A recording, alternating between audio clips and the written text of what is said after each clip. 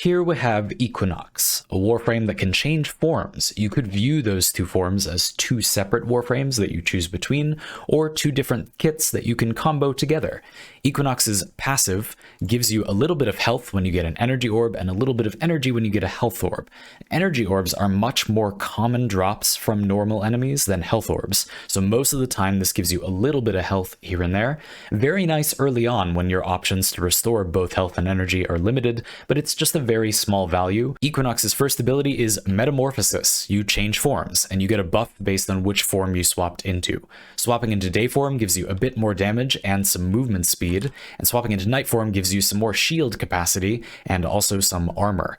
These buffs are not a huge selling point on their own. They're not bad, but they're not great, so I would focus more on whether you want to be in that form already, whether you want to be switching forms already, and then view the buff as a bonus that you keep in mind if you are going to be swapping forms. There are many different ways to play Equinox.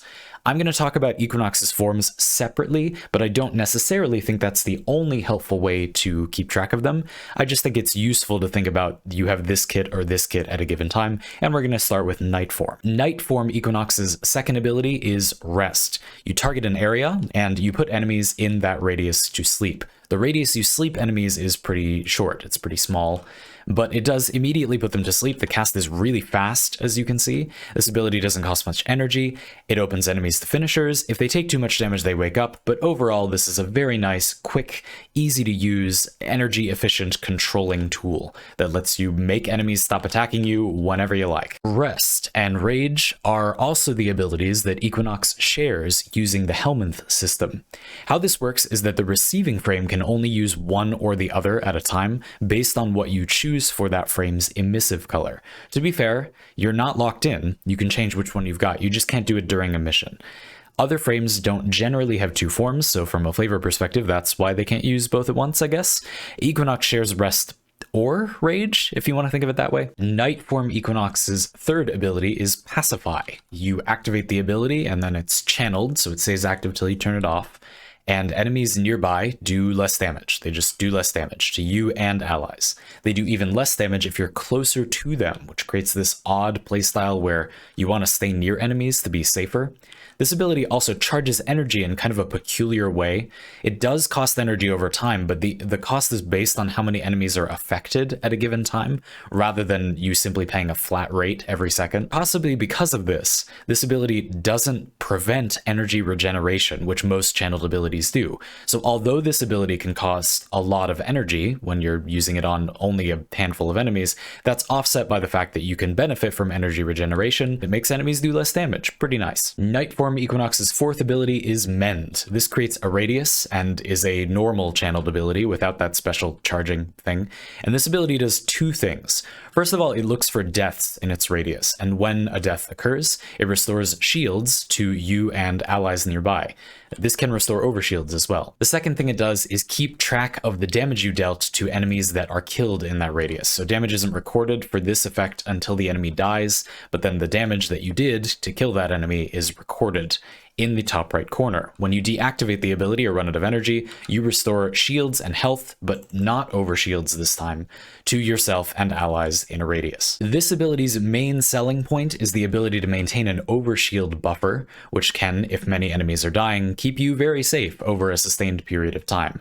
Restoring health, by contrast, is commonplace, but it's still very nice to have the option to restore health if you lose a bit under your overshield buffer. Okay, now we're going to swap to Dayform's kit. Dayform Equinox's second ability is Rage, which sends enemies it targets into a Berserker Rage. Works pretty much the same as casting Rest. You target an area, that range is quite long, and then enemies in that area, in quite a small radius, will go into a Rage. These enemies take more damage from all sources, but they also attack and move faster. This ability provides you with a separate damage multiplier, which is good, but it also makes enemies meaningfully better at killing you, which is bad.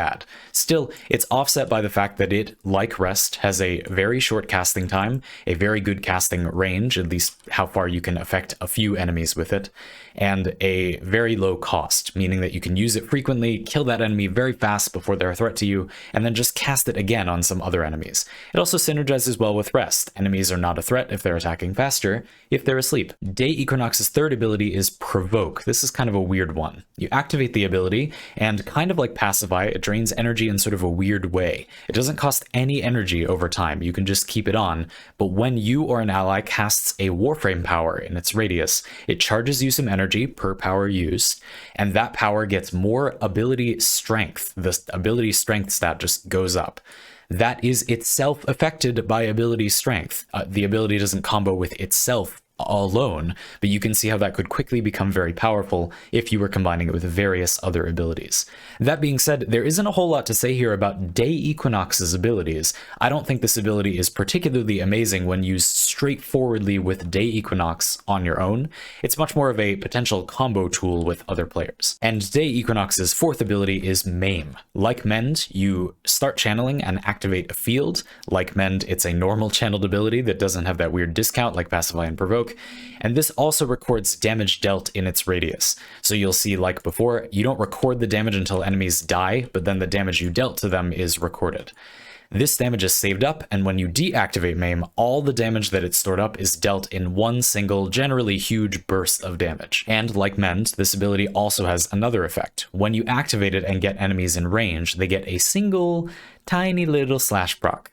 This is affected by strength, unlike the damage that bursts out when you deactivate Maim, but it's so low that at levels where you would care about saving up damage with Maim to then deal it to enemies in a radius, it just doesn't really matter that much functionally. They're very separate parts of the ability. Maim's main claim to fame is that it can give you a big tongue twister while you're trying to make a tutorial video about it, and that it can basically duplicate your damage. You can kill some enemies over here, deactivate Maim, and then some enemies over here will die to the same amount of damage you dealt. It's just important to remember that if you were doing something to make the enemies easier to kill, you shouldn't expect just the same enemies to die, because the Maim damage is, inhibited by armor and such, and maybe doesn't have a favorable damage type. That does not make it bad at all, but it certainly doesn't mean that you can kill half the enemies and then the other half will die to deactivating Maim. You may need to give it some help. Still a very powerful ability in the right situation. As always, there's more to say about these abilities, but I focused only on the information I think you'll actually find useful on a day-to-day basis, trying to have fun with Equinox. So if you're interested in all the ins and outs of these abilities, or you're looking for some particular quality of these abilities, check the wiki, that's the place to find that information. Now that I've explained Equinox's abilities, I'd like to entice you with some builds.